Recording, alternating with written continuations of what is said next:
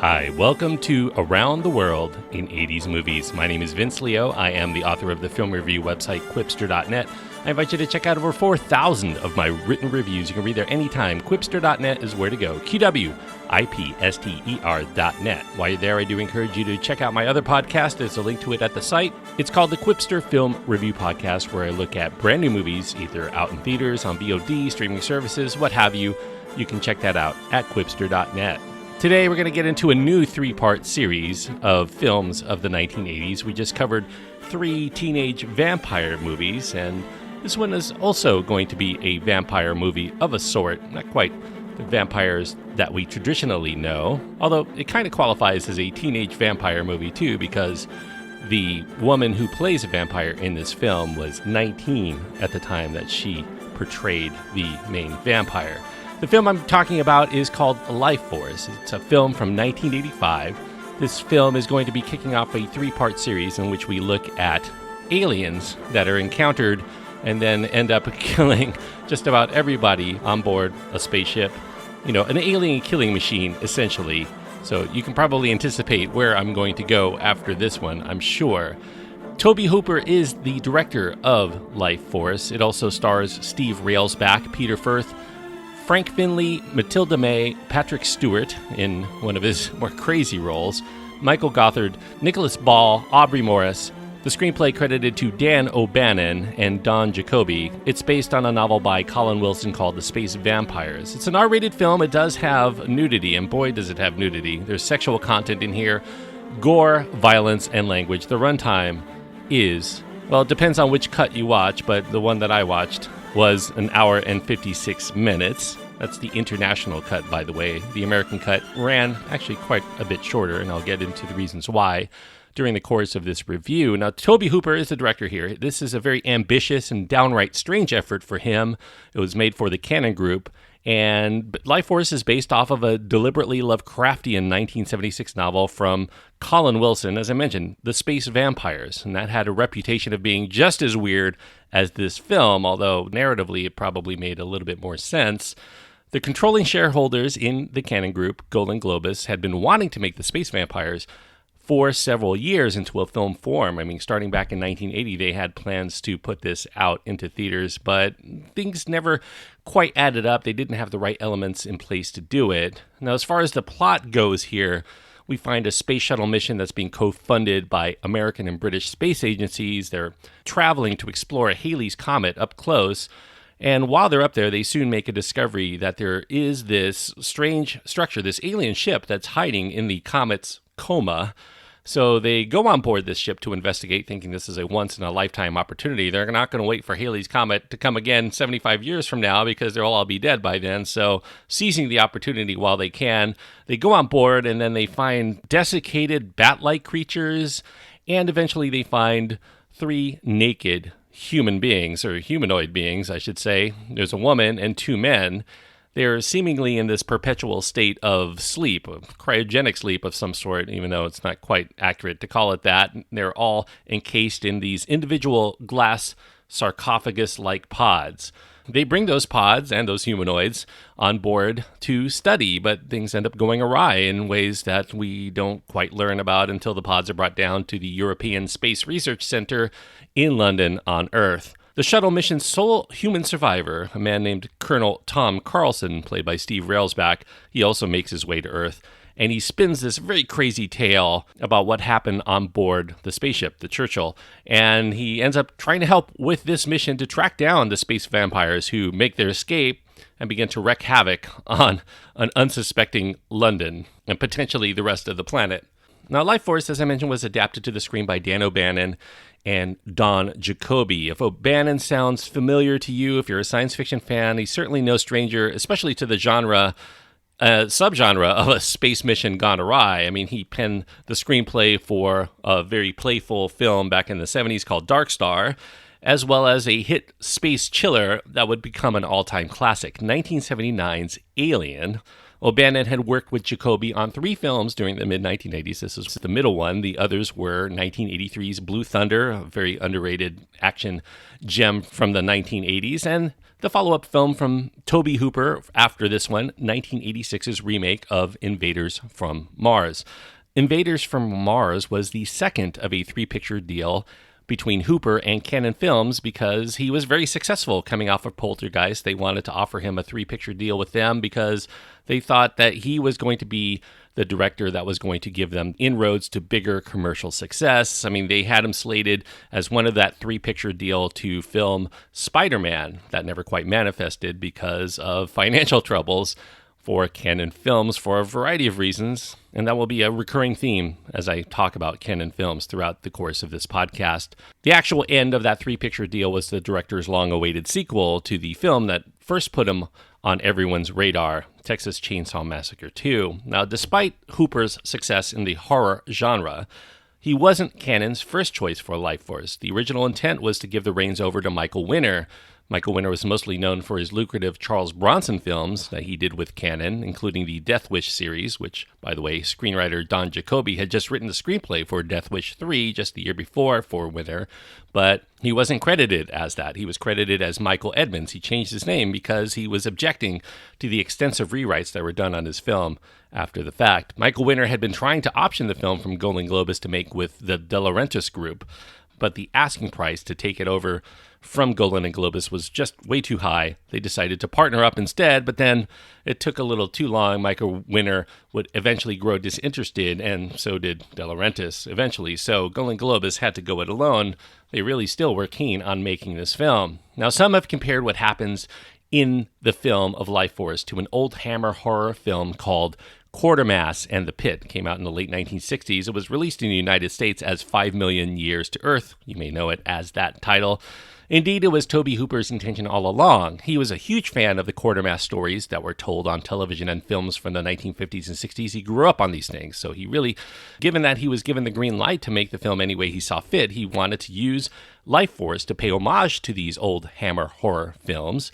He was inspired by the British production team and the actors. He shot it in England for the first time in his career at famed Elstree Studios, no less, where it took up several massive sound stages, and they had to compete for space at that time with the likes of other big films like Ridley Scott's Legend and Return to Oz. Tobe Hooper ordered additional screenwriters to be brought in to make a few changes to the adaptation, including changing the asteroid belt from the novel to Halley's Comet. He felt that Halley's Comet was much more topical to the news that was going on in the world.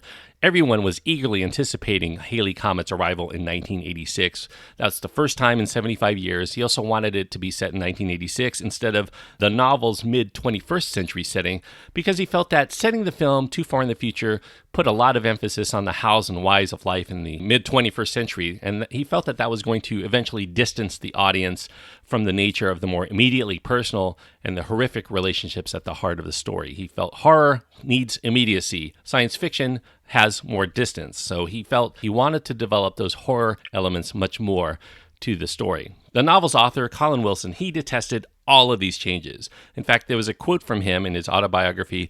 John Fowles had once told me that the film of the Magus was the worst movie ever made. After seeing Lifeforce, I sent up a postcard telling him I had gone one better. Now, Wilson, in particular, hated the chopping out of the entire buildup of the film. He thought that if you jump into the middle of the story, there's really nowhere interesting that you're going to be able to go from there. He felt the buildup was definitely necessary, and by almost taking it completely out, they were doing the story a big disservice. Now, because Tobe Hooper was over schedule and Cannon was running out of money, his odd on-set behavior became a highlight. It was very notorious. A lot of people speculated he was coked out or drunk or what have you. He was approachable. I mean, Patrick Stewart said that he was his favorite of the directors he had worked with, at least up to that point. He never got to shoot all of the scenes he wanted for this film, though, because that money, that time was completely ticking down. And that resulted in a number of compromises to the story that were intended to be put into the overall story never did get to be made because Cannon was very antsy for him to wrap it up. It was going on 6 months of a shoot here. Hooper did manage to put together something he felt was going to be workable enough to produce a 128-minute cut of the film. Despite Hooper having the green light for the entire shoot, That green light did not carry over into the post-production decisions, especially when the distributor, TriStar Pictures, saw the final product. TriStar felt that Hooper's cut was just too long. They especially thought it took too long to get going to the good parts of the film. They ordered several big cuts to the mostly dialogue-free scenes aboard the space shuttle at the beginning of the film to give the story a better pace that they felt would avoid those early lulls and take people out of the story. And nevertheless, due to these decisions, some of these scenes would have to be redubbed, they had to be rescored. Some of the actors were no longer available. They had their voices dubbed by obvious other voice actors. And that gave Lifeforce the B-movie feel that Cannon had been trying to avoid the whole time, because they wanted this to be an A-list movie. The international cut would end up running about 160 minutes, so about 12 minutes were cut out of Tobe Hooper's originally intended cut. The US version was even worse. It cut 15 more minutes from that international cut, and that gave it a runtime of 101 minutes. Although the international cut was unavailable on video for a long time, especially in the United States, the international cut is now the choice that you will go to if you purchase the Blu-ray or see it streaming. Oftentimes it's the international cut. Lifeforce was not the original title of the film. It was written in the screenplay form under the same title as the book, The Space Vampires. Cannon Films, though, who already had a reputation for producing low-budget B-movies, thought that people were going to assume that it was the same kind of low-budget movie, the trashy movies that they tended to put out. They didn't want it to be associated with that. It was going to be an entirely new type of film. They were going to rope their way into becoming a big studio. And they were betting big on this film becoming that tentpole release that they had been hoping for. And they put in $25 million of their money into the shooting budget. That made it the most expensive film that they had ever produced, really. They decided that Lifeforce had a better and more prestigious ring to it. Hooper, though, argued against it. He thought it sounded pretentious and overly serious, not at all the kind of movie that he was trying to make here. Cannon wanted a more epic feel also to the score for the American release. They injected some last-minute song cues by Michael Kamen to replace some of the tonal sounds and those rhythms that had been already done by Henry Mancini. Henry Mancini was asked but was unavailable to rescore the scenes as they were chopped down, so they brought in Michael Kamen to try to tie up, as much as he could anyway, the Henry Mancini score and to put his own overlay over it with a lot of different rhythms and different beats that gave it that space feel. John Dykstra, he had a big claim to fame. He provided the effects work for Star Wars and Star Trek, the motion picture, and the Battlestar Galactica TV series. He delivers here some pretty impressive visuals, especially in a lot of the smoke effects, the lighting, the neon look, the umbrella-like alien craft. Some really, truly intense body transformations between the human actors and their desiccated counterparts. All of that was done through the use of a variety of face and body cast work. Over 400 total artists worked on Lifeforce. A tenth of that amount just worked on the prosthetic pieces alone. So this was a very big undertaking. But it looks really good in certain parts. Other parts, it looks a pretty schlocky and dated in a way. In fact, a lot of this was a rush job, unfortunately. So they didn't quite get the look and the sound as good as they could have done under normal circumstances. Now, despite having only 7 minutes of total screen time, if you remember anything about Lifeforce as a film at all, it's likely going to be the nude performance from the then 19-year-old French ballerina turned actress Mathilde May. Mathilde May did not know English at the time. She had to speak her lines phonetically, and then she ended up getting dubbed over on top of that. She plays the siren-like Space Girl. She's billed in the credits as Space Girl. She's actually called Garoom in the novel. Now, Space Girl's not naturally human. She took on this shape and adopted the English language by taking it because she read the mind of Colonel Carlsen and used his imagination and his notions of the perfect woman to be what was presented to him and his crew. To this end, it has led some to study this film more about the male attraction to the female form, but also their fear of it. The men in the story find Space Girl to be irresistible. She controls their minds with that allure, even though they know full well at the time that she is actually using their lustful urges to draw them to her and eventually drain them of their energy, of their essence, of their body fluids, in what could be called an obvious metaphor for sexual intercourse, and in this exploration of both the attraction and the worrisome qualities that men have toward unrestrained female expression of sexuality. Now, that ties in especially as relevant to the London location. London society was especially in upheaval at losing their traditionally reserved nature to find Londoners feeding off of each other for restoration of their own life force, and that included expression of those urges toward those even of the same sex, which was fairly novel for a big mainstream release in the mid-1980s. Nevertheless, given that there was an AIDS epidemic that was running rampant, it was all over the media in the mid-1980s, the story of how the succumbing of one's lustful nature to have rampant sexual relations with anyone and anything around you, even if it infects others with this fast-moving and debilitating disease, maybe that hit a little too close to home for some to see the entertainment in this material. So because of this and many other factors, Lifeforce would be met at the time of its release with mostly negative reviews, in fact almost all negative reviews, when it was released in June of 1985, although it would end up debuting at number 4 at the box office in its initial week of release. Unfortunately, it was going head-to-head with what would end up being the number 1 film of that week, the more positive-minded sci-fi effort that had some similarities but definitely was much more going in the other direction, Cocoon. All totaled, Lifeforce would garner $11.6 million in the United States. That was not even half of that $25 million production budget, and some of its failures can be chalked up to these bad reviews, but to a large extent, it can also be seen as a shift in attitudes in the mid-1980s. Following the success of Steven Spielberg films, Steven Spielberg, Hooper had great success with for Poltergeist, but Steven Spielberg had really changed the way that we look at aliens and alien creatures. They were not destroyer of worlds anymore. They are our friends. In films like Close Encounters of the Third Kind and E.T. the Extraterrestrial, all kinds of knockoffs were getting put into theaters with aliens that were our buddies, our friends, our saviors. All these filled the theaters in the 2 or 3 years that led up to Lifeforce's release. I mean, not even a film that's well regarded today like John Carpenter's The Thing. That was a much more negative portrayal of aliens. However, even though it's considered today as this all-out genre classic, you go back to the 1980s, that film didn't even get $20 million at the box office in the wake of those more family-friendly space adventures. And Carpenter's film didn't even have the additional issue of that erotic tone of Tobe Hooper's story to try to contend with.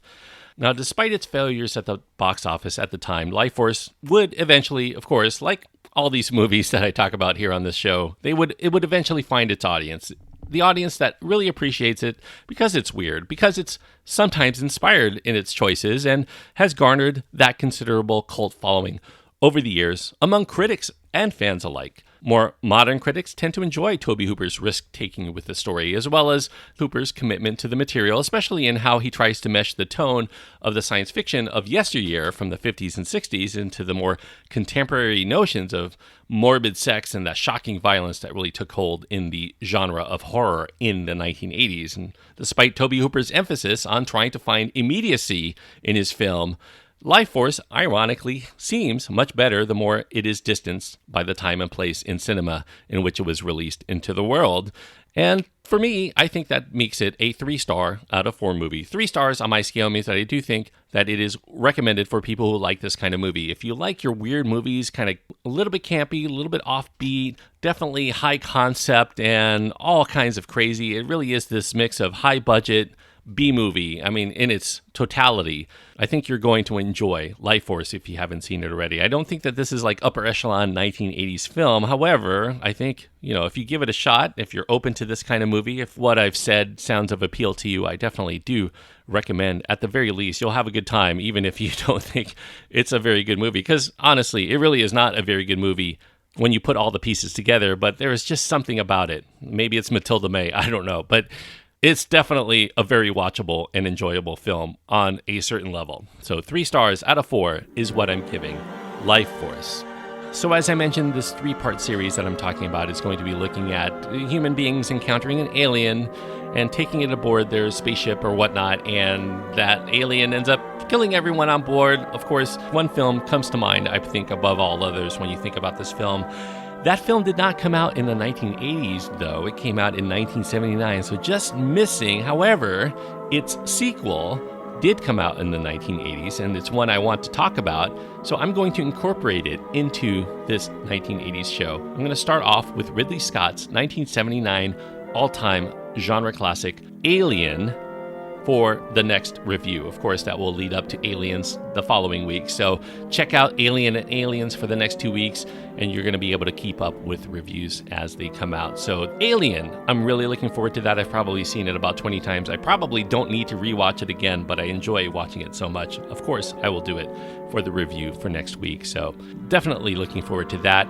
Thank you, everyone, for listening. If you have your own thoughts on anything I talked about today about Lifeforce or anything else, or where you want the show to go eventually, you can find my contact information at my website at quipster.net, QWIPSTER.net. Until then, thank you so much for listening and joining me on this trip around the world in 80s movies.